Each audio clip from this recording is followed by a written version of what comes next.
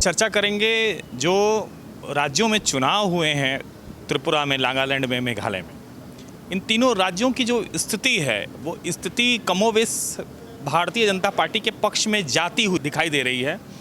जो exit poll के नतीजे लगातार आ रहे हैं, उन एग्जिट पोल में आपने देखा होगा, और हमारे भी जो एग्जिट पोल हैं उस एग्जिट पोल में त्रिपुरा में और नागालैंड में भारतीय जनता पार्टी की सरकार बनती हुई दिखाई दे रही है।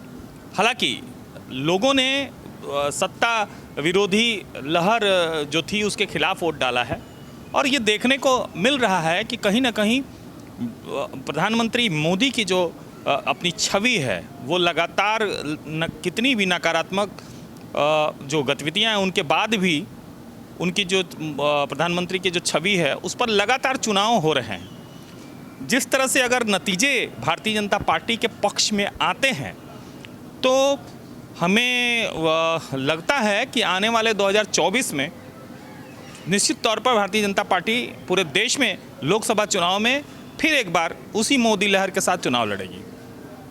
लगातार जो एग्जिट पोल के नतीजे आ रहे हैं उसमें त्रिपुरा में भारतीय जनता पार्टी की जो बढ़त है, नागालैंड में भारतीय जनता पार्टी की बढ़त है।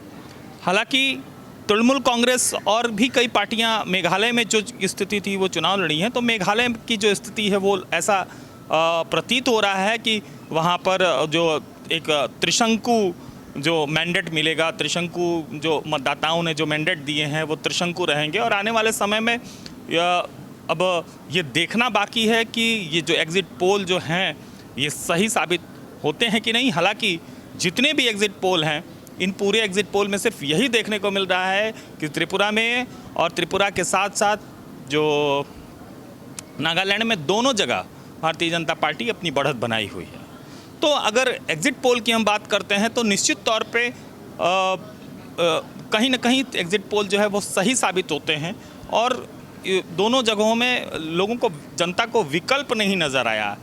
कहीं भी किसी भी राज्य की जनता जो है वो राज्य का विकास चाहती है, और तमाम छोटी बड़ी पार्टियां जो हैं छोटे छोटे प्रदेशों में छोटी छोटी पार्टियों का भी बड़ा एक, जैसे त्रिपुरा में टिपरा मोथा है, अपना एक इनका अपना वर्चस्व रहता है अपने राज्यों में। आपने देखा है जैसे बिहार में जनता दल यूनाइटेड है, उत्तर प्रदेश में अखिलेश यादव की पार्टी है, बहुजन समाज पार्टी है, पश्चिम बंगाल में तृणमूल कांग्रेस है। तो ऐसी छोटी छोटी पार्टियों का जो राष्ट्रीय प्रदेश स्तर की पार्टियां हैं, कहीं ना कहीं उनका एक अपना भविष्य जो है वो बहुत ज़्यादा का नहीं हम कह सकते हैं, लेकिन ये लगता है कि ये पार्टियां जो हैं आगे बढ़ने के लिए हमेशा सोचती हैं। जैसा कि विगत चुनाव में आम आदमी पार्टी ने दिल्ली से हटकर पंजाब में अपना झंडा गाड़ा, गुजरात में भी पहुंची, लेकिन जिस तरह के आरोप प्रत्यारोप आम आदमी पार्टी पर लगने शुरू हो गए, जो अपने आप पे उनकी एक जो ईमानदार छवि थी, वो कहते थे कि हमारी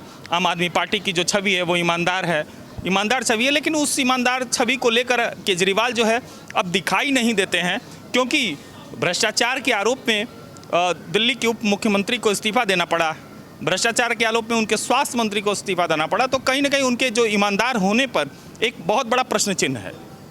देश में जितने भी विपक्षी लोग हैं वो एकजुट होने का प्रयास कर रहे हैं, या फिर वो शरद पवार हो, ममता बनर्जी हो, केजरीवाल हो, नीतीश कुमार हो, और बहुत सारे जितने भी देश के बड़े बड़े नेता हैं वो मोदी के खिलाफ अपनी एक रणनीति बना रहे हैं। लेकिन क्या ये रणनीति उनकी 2024 तक सफल होगी या नहीं होगी, ये इसमें बहुत बड़ा एक संशय है, क्योंकि विपक्ष को एकजुट करना नामुमकिन है। कांग्रेस अभी भी अपना पत्ता नहीं खोल रही है। जिस तरह से भारत जोड़ो यात्रा राहुल गांधी ने की, उसके बाद से भारतीय अभी जो पूर्णिया में जिस तरह से महागठबंधन की जो रैली हुई बिहार में, उसमें राहुल गांधी का या सोनिया गांधी का नहीं आना कहीं ना कहीं ये दर्शाता है कि कांग्रेस महागठबंधन और इस जो विपक्ष का जो गठजोड़ है उससे बहुत दूर है।